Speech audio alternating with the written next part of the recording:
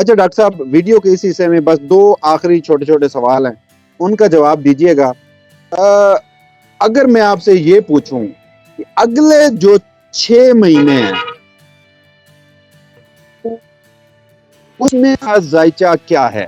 اس میں پاکستان کوئی بہت زیادہ مشکلات میں، یا اس وقت جس قدر مشکلات میں گر چکا ہے اس میں کچھ آسانی بطور ریاست، بطور ملک پاکستان کو دیکھ رہے ہیں؟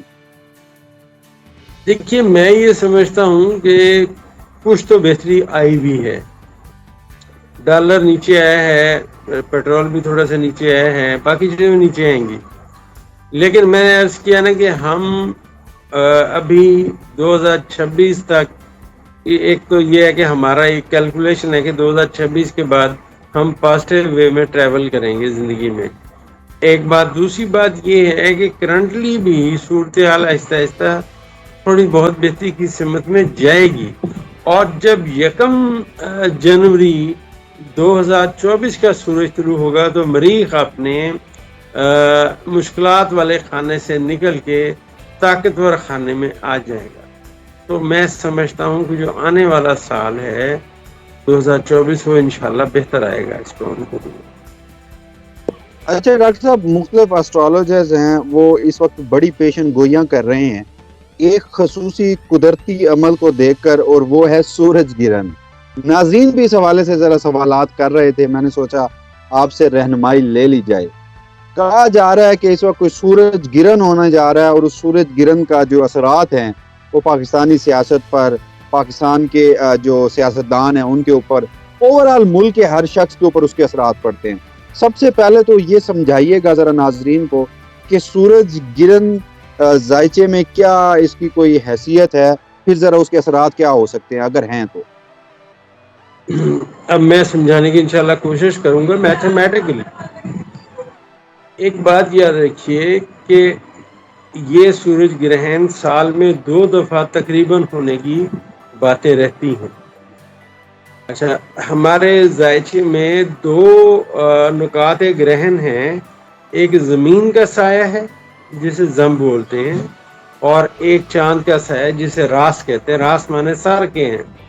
ہمارے یونانی مطلب اس اسٹرالوجی میں ہم راس کو پازیٹیو گنتے ہیں اور زم کو نحس گنتے ہیں۔ اچھا، اب یہ نقاط گرہن ہیں، جب بھی سورج اور چاند یہاں پہ آمنے سامنے آتے ہیں تو یہاں چاند گرہن بھی ہوتا ہے اور سورج گرہن بھی ہوتا ہے، اور یہ ضروری نہیں ہے ہر بندے کے لیے نحس ہو۔ مطلب ہاں یہ ہو سکتا ہے کہ جیسے اب ہمارے پاکستان کے حال کے خانے میں گرہن لگنا ہے تو پاکستان کے لیے بہرحال نحس ٹائم ہے، اس میں کوئی دوسری رائے نہیں ہے۔ اور میں ایک بات اور بتاتا چلوں کہ جو میں نے پچھلے دنوں میں پریڈکشن کی تھی کہ ماضی کے جو سیاستدان ہیں ان کے اوپر مشکلات آئیں گی، وہ میں نے اسی گرہن سے اخذ کی ہوئی ہیں، کیونکہ یہاں پہ گرہن ان کے ذائچے کے 10ویں خانے میں لگنے کی توقع ہے اور یہیں لگے گا۔ لہذا اب جس کے ذائچے میں جو ستارے نیگیٹو ہوں گے ان کے اوپر اثرات آئیں گے۔ یہ بہرحال ایک لمبی کیلکولیشن ہے جو میں یہاں پہ تو نہیں بیان کر سکتا، لیکن بہرحال نحس اثرات پاکستان کے حال کے خانے میں ہونے کی وجہ سے بالکل آئیں گے، اور پاکستان عوام کے لیے بھی تھوڑا مشکلات آئیں گی اور سیاستدانوں کے لیے بھی مشکلات آئیں گی۔ اچھا ڈاکٹر صاحب، بس آخر میں یہ بات تھوڑی سی سمجھنا چاہ رہا ہوں۔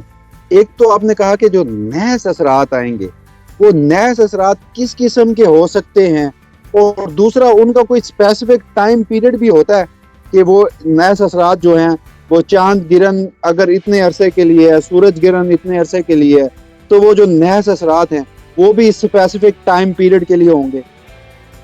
جی بالکل وسیم صاحب نے بڑا زبردست سوال کیا۔ دیکھیے، اس کا ایک قاعدہ اسٹرالوجی نے ایک قاعدہ اور کلیہ دیا ہوا ہے، اور قاعدہ اور کلیہ یہ ہے کہ جتنے بج کے جتنے منٹ پہ سورج گرہن لگے گا اور اس کے جتنی دیر بعد وہ غروب ہوگا سورج، وہ جو باقی ٹائم گھنٹے منٹ مطلب بچے، فرض کیے 9 بجے گرہن لگا، اب سورج شام 5 بجے غروب ہو گیا، اب 9 بجے سے لے کے شام 5 بجے کا جو وقت، جو گھنٹے ہیں، ان کا ایک قاعدہ کلیہ اسٹرالوجی نے دیا ہوا ہے۔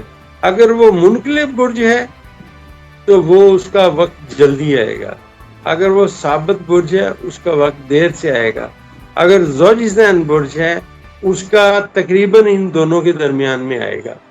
تو یہ اس کا ایک قاعدہ کلیہ ہے، جتنے بجے گرہن لگا، جتنے بجے سورج غروب ہوا، ان گھنٹے اور ان منٹوں کو ضرب دیں گے، جب ضرب دیں گے تو آنے والا وقت آ جائے گا۔ آسٹرالوجی میں یہ قاعدہ طے ہے کہ اتنی دیر میں اس کا اثر آئے گا، لیکن ہر بندے پہ اثر نہیں آئے گا، ہر بندے پہ اثر نہیں آئے گا۔ جن کے ذیچے پیدائش میں نکاتے گرہن میں ان کے ستارے ڈسٹرب ہیں، ان پہ 100% آئے گا۔ جیسے آپ سمجھیے کہ بجلی گرتی ہے، مگر ہر مکان پہ تو بجلی نہیں گرتی، سم ٹائم بعض جگہ پہ گر جاتی ہے، تو وہ نحس اثرات کے حامل ہوتے ہیں۔ تو یہ ساری چیزیں اس طرح چلتی ہیں۔ اچھا ڈاکٹر صاحب، چلے جن کے نکات گرہن لگ سکتا ہے ذائچے میں، ان کے لیے کوئی وظیفہ، کوئی قرآنی آیت، تاکہ اگر وہ اس پر کوئی عمل کریں اور اس سے ان کو بہتری ملے، تاکہ لوگوں کو کوئی رہنمائی دے سکیں آپ؟ دیکھیں جی، میرے نزدیک جو میری آج 55 سال عمر ہے، میں یا حیو یا قیوم کو اس میں اعظم سمجھتا ہوں، اور میں اکثر لوگوں کو کہتا ہوں کہ بجائے اس کے تم یہ تعویذوں گنڈوں کے چکروں میں پڑتے ہو، ہر ٹائم یا حیو یا قیوم کا ورد کریں۔ جتنا یا حیو یا قیوم کا ورد کریں گے اتنا بہتر ہوگا۔ اور یہ ایک ایسا اسم اعظم ہے، اگر کوئی بھی بندہ اس کو 33,000 دفعہ پڑھ لے تو اس کے اثرات اس پہ آنا شروع ہو جاتے ہیں یا حیو یا قیوم کے۔